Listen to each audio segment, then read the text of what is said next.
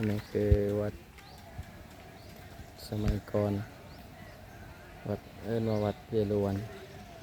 วัดสวนไม้ไผ่เป็นสถานที่พระพุทธเจ้ามาจำพรรษาอันวัดเวรุวันกว้างไปทางไหนก็มีแต่กอไม้ทั้งไผ่ไม้บงเต็มเลย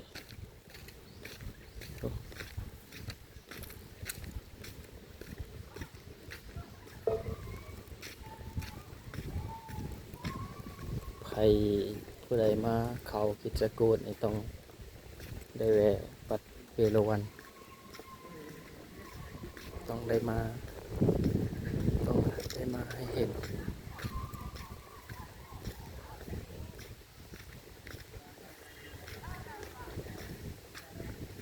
สวย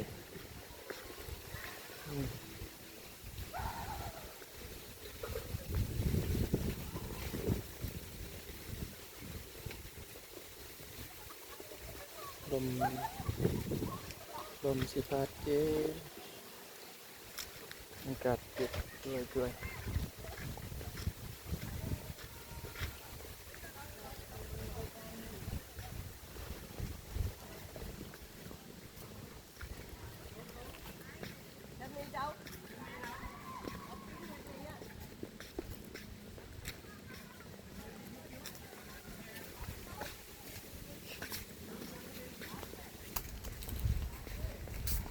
กำลังปลูกดอกไม้